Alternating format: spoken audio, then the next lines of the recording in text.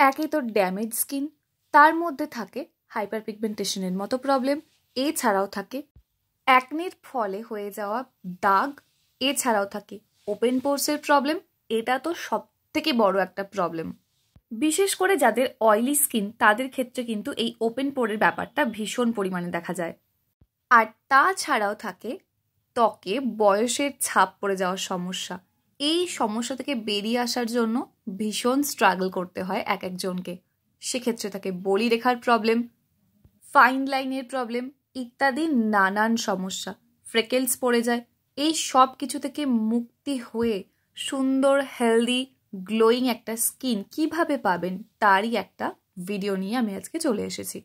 ভীষণই simple easy একটা home remedy আজকে আমি আপনাদের সাথে শেয়ার করব, যেটা বাড়িতে ইজিলি আপনারা বানাতে পারবেন এবং ব্যবহারের পর যে রেজাল্টটা পাবেন সেটা জাস্ট অ্যামেজিং হবে। তো আর দেরি না করে চলুন দেখে নেওয়া যাক কিভাবে বানাবো এই গ্লোয়িং ফেস মাস্কটা।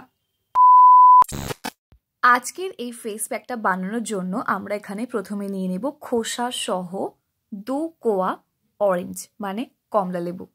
কমলা লেবুর রস যেমন স্কিনের জন্য ভীষণ উপকারী, খোসাও কিন্তু ঠিক ততটাই উপকারী। আর এই কমলা লেবুর খোসা থেকেই কিন্তু তৈরি হয় অরেঞ্জ এসেনশিয়াল অয়েল। তাই এই দুটোই কিন্তু আমরা এখানে ব্যবহার করব। এর ফলে কি হবে না, অ্যাকনে পিম্পল কমতেও হেল্প হবে, যেহেতু এটা ভাইটামিন সিতে ভরপুর, এবং ব্ল্যাক হেডস হোয়াইট হেডস এগুলো রিমুভ হবে। সাথে সাথে অ্যান্টি এজিং এরও কাজ করবে এবং স্কিন লাইটনিং, ব্রাইটনিং, টাইটনিং করতে ভীষণ হেল্প করে। স্কিনটা সত্যি খুবই ব্রাইট দেখায় এবং সব থেকে বড় কথা ওপেন পোর্স থাকলে সেই পোর্সের মধ্যে ব্ল্যাক হেডস হোয়াইট হেডস সব কিছুকে রিমুভ করে দিয়ে কিন্তু পোরটা টাইট হয়ে যায়।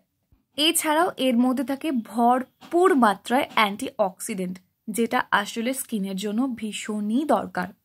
তাই কমলা লেবু খাওয়ার সময় খোসাগুলোকে না ফেলে দিয়ে ভালো করে রোদে শুকিয়ে গুঁড়ো করে রেখে নিন অরেঞ্জ পিল পাউডার ব্যবহার করার জন্য। স্কিন গ্লোয়িং সিক্রেট হিসেবে এটা ভীষণ উপকারী। তো খোসাটাকে আমরা এভাবে ছোট ছোট করে টুকরো করে দেব, কারণ পেস্ট করব। এটা পেস্ট হতে ভীষণই হেল্প করবে যদি আমরা এখানে ছোট ছোট করে টুকরো করে নিই।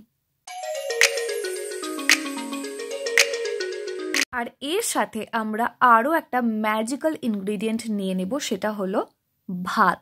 একদমই ঠিক, জাস্ট চালটাকে অল্প একটুখানি ফুটিয়েছি, তারপরে কিন্তু এটাকে তুলে নিয়েছি, মানে অল্প জাস্ট 2 চামচ মতো ভাত নিয়েছি।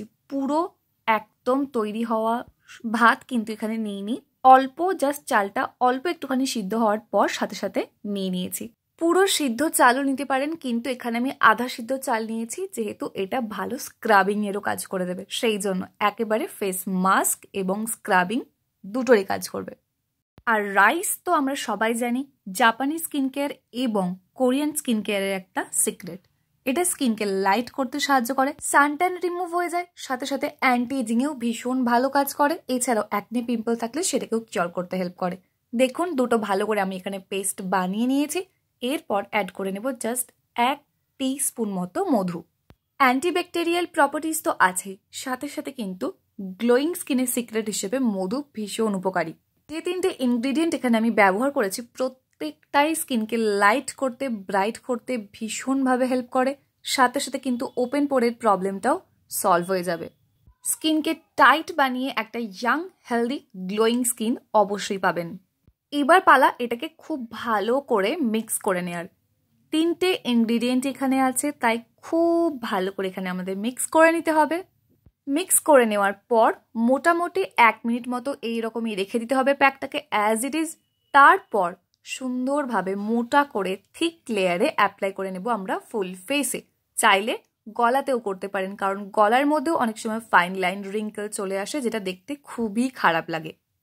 আর গলাতে আর হাতে কিন্তু খুব তাড়াতাড়ি বয়সের ছাপ পড়ে যায়, তাই গলা আর হাতের কেয়ার নিতেও সাথে সাথে একদমই ভুলবেন না।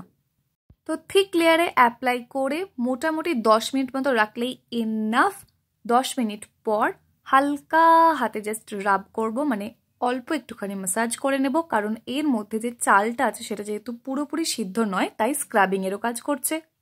তাই খুব বেশি প্রেশার কিন্তু আমরা এখানে দেব না, এবং যদি প্রয়োজন হয়, যদি মনে হয় না অনেকটা শুকিয়ে গেছে, সেক্ষেত্রে অল্প একটুখানি জল দিয়ে ভিজিয়ে নিয়ে তারপর ভালোভাবে রাব করতে করতে ধুয়ে নেব। মোটামুটি সপ্তাহে 2 দিন ব্যবহার করলে এনাফ, আর যদি খুব বেশি প্রবলেম থাকে তাহলে সপ্তাহে 3 দিন করাটাই মনে হয় বেটার হবে।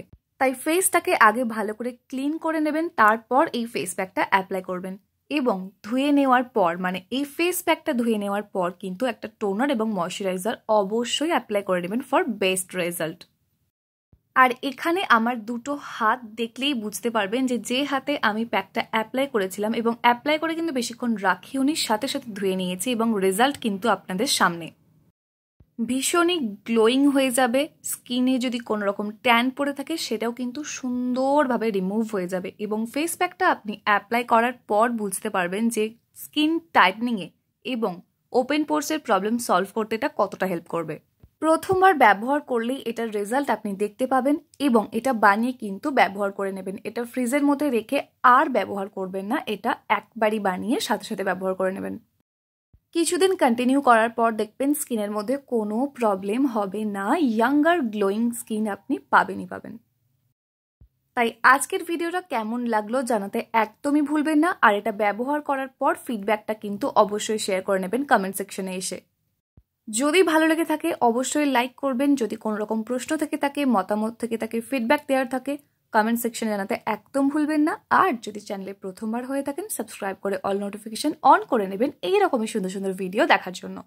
দেখা হচ্ছে নেক্সট অন্য কোনো video. Till then take care and bye bye. And finally thank you for watching this video.